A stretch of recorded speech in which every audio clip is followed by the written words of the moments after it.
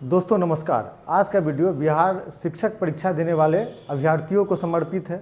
आज का video primary teacher के जो लोग एग्ज़ाम दे रहे हैं उनके लिए काफ़ी महत्वपूर्ण होगा। आज के वीडियो में बताएंगे रीजनिंग में कौन कौन सा टॉपिक पढ़ना चाहिए। दोस्तों एक बात याद रख लीजिए, प्राइमरी टीचर में मैथ और रीजनिंग से कम 35 से 40 सवाल आने जा रहा है, मैथ और रीजनिंग मिलाकर।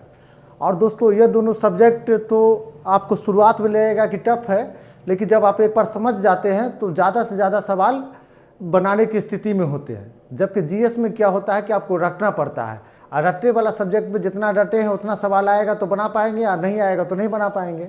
और रीजनिंग मैथ में क्या होता है, समझ डेवलप हो जाता है, तो सवाल किसी प्रकार का आए, जहाँ से भी आए, अगर आपको समझ डेवलप हो जाता है तो आप बनाने की स्थिति में होते हैं।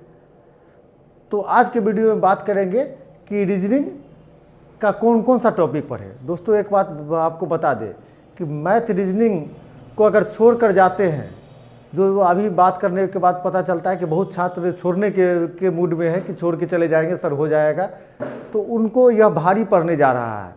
मैथ रीजनिंग को किसी भी हाल में छोड़ के नहीं जाना है, बनाना है। और खासकर आपको रीजनिंग बताते हैं, रीजनिंग आप अगर एक घंटा 30 दिन पढ़ते हैं तो रीजनिंग बनाने की स्थिति में होते हैं। आप जब आप तैयारी शुरू करते हैं तो रीजनिंग का हर टॉपिक का बेसिक समझ जाइए, उसका प्रैक्टिस सेट बनाते रहिए। रोज़ ज़्यादा मेहनत नहीं करना, रोज़ एक घंटा बनाते रहिए, तो आप रीजनिंग 99% बनाने की स्थिति में होंगे एग्ज़ाम हॉल में। इसलिए रीजनिंग मैथ को छोड़ के नहीं जाए। आज का वीडियो में बताते हैं रीजनिंग में कौन कौन सा टॉपिक पढ़ना चाहिए। तो दोस्तों सबसे पहला है पासा। पासा को हम इसलिए 1 नंबर पर रखे हैं कि आप देखेंगे कि प्राइमरी टीचर में पासा भी एक टॉपिक है, तो पासा से सवाल पूछा जाएगा। 1 घंटा में आप समझ जाएंगे, बनाने की स्थिति में होंगे। साइंटिफिक ढंग से इसका हर किताब में दिया जाता है, या किसी टीचर की भी आप सलाह ले सकते हैं।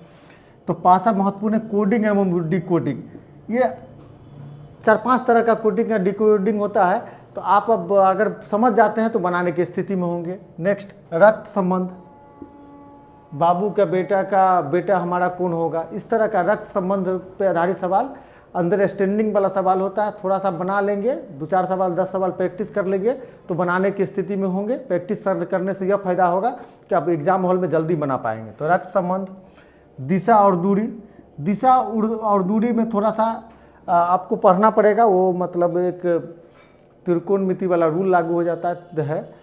तो दिशा और दूरी थोड़ा सा टफ है, लेकिन इतना भी टफ नहीं कि आप पढ़ ना पाए। तो दिशा और दूरी, सादृश्य परीक्षण, ये भी आसान होता है। वर्णमाला भी वाला बहुत आसान है, थोड़ा सा मेहनत करेंगे बन जाएगा।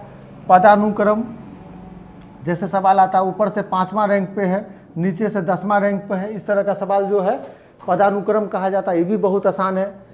अंकगणितीय जो रीजनिंग होता है थोड़ा सा टफ होता है, स्क्वायर बैठा के पूछा जाता है, तो थोड़ा सा इसमें समय लगेगा, वो भी 2 घंटा पढ़ेंगे तो हो जाएगा। श्रृंखला भी बहुत आसान है। वर्गीकरण, दिशा ज्ञान परीक्षण, जैसे सवाल आता है कि राम पूरब की तरफ जा रहा है और फिर अपने दाहिने तरफ मुड़ गया, तो अब फिर वो अपने दाहिने तरफ मुड़ के फिर सीधा चलने लगा, इस तरह का सवाल आता है।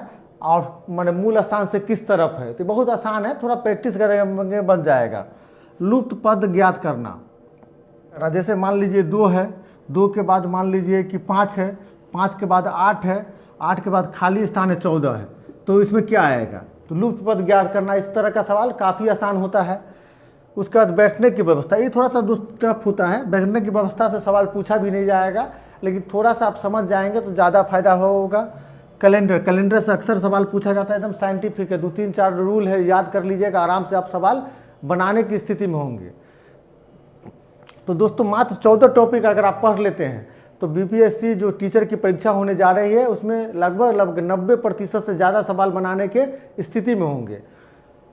आप रीजनिंग पढ़े कैसे, तो दोस्तों रीजनिंग की एक किताब आती है लूसेंट की, उसको बहुत ज़्यादा नहीं पढ़ना है, सबका बेसिक उसको देख लेना है, या किसी कोचिंग संस्थान से या किसी टीचर से सहयोग ले लेना है। और इसके अलावा कोई प्रैक्टिस सेट लेके उसको बनाते रहेंगे तो मतलब आराम से बनता रहेगा। बहुत ज़्यादा टीचर की यहाँ ज़रूरत नहीं पड़ती है, लेकिन किसी के साथ ग्रुप में स्टडी करते हैं तो बनाने में मन लगेगा। थोड़ा सा बोरिंग होता है तो पढ़ने में मन नहीं लगता है। और ऐसा जो सोचते हैं कि किसी कोचिंग में जाके किसी टीचर के पास जाके ही रीजनिंग पढ़ना होगा, इतना कोई ज़रूरत नहीं है। कुछ टॉपिक में टीचर की ज़रूरत पड़ेगी, वहाँ आपको समझा दिया जाएगा, तब बनाने की स्थिति में होंगे। लेकिन एक बात याद रखिए, किसी भी हाल में मैथ्स और रीजनिंग को छोड़ के नहीं जाना है। अगर मैथ्स और रीजनिंग को छोड़ के जाते हैं तो प्राइमरी टीचर में आपका सिलेक्शन नहीं हो पाएगा। किसी भी हाल में आप अपने दिमाग को में इस बात को आने नहीं दीजिए कि मैथ और रीजनिंग को छोड़ के जाना है। मैथ रीजनिंग को छोड़ के नहीं जाना है, पढ़ना है, रोज़ 1-1 घंटा प्रैक्टिस करना है। घर पर प्रैक्टिस कीजिए। देखिए, सही से मेहनत करेंगे तो 2024 के अप्रैल में आपके हाथ में ज्वाइनिंग लेटर रहेगा। इसलिए लापरवाही नहीं करना है। थोड़ा थोड़ा मेहनत 5 साल करने से अच्छा है कि इसी वर्ष थोड़ा ज़्यादा मेहनत कर लीजिए, सेलेक्ट हो जाइए। एक बात और बताते हैं, बीपीएससी का सिलेबस जो बनाया गया है उससे तो हम काफ़ी खुश हैं। उससे यह फ़ायदा है, बीपीएससी का जो जनरल एग्ज़ाम होता है एसडीएम और डीएसपी सबका, वो भी पास करने की स्थिति में होंगे। इसलिए मतलब किसी प्रकार का कोई लापरवाही न करे, मन से पढ़े। खासकर जो नवयुवक है, जो अभी हाल फिलहाल में ही बीएड की परीक्षा पास किए, उनके लिए तो बहुत अच्छा स्कोप है। लोग फालतू में बिहार सरकार का विरोध कर रहा है। हम तो इतना खुश हैं कि सरकार ने जो सिलेबस जारी किया है, आपको थोड़ा कम समय मिला है इसलिए कठिन लग रहा है। कॉमन सिलेबस जारी कर दिया है। जो बीपीएससी टीचर की तैयारी करेगा वो बीपीएससी जनरल जो प्रशासनिक अधिकारी के लिए परीक्षा होती है उसको भी पास कर सकता है। इसलिए दुखी नहीं होना है। और हर परिवर्तन में कुछ लोगों को नुकसान और कुछ लोगों को फ़ायदा होता है। इसमें नवयुवक को फ़ायदा होगा, जो पुराने छात्र हैं उनको थोड़ा नुकसान का सामना कर पड़ सकता है, लेकिन बहुत ज़्यादा नुकसान नहीं है। इसलिए मन से तैयारी करें। मन से तैयारी करते तो आपको सेलेक्ट होने से कोई नहीं रोक सकता है।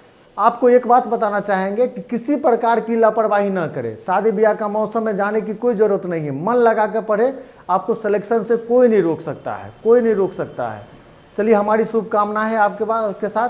अगला वीडियो मैथ का कौन सा टॉपिक पढ़े इसको लेकर आएंगे। तब तक अपना ख्याल रखें, पढ़ाई को जारी रखें।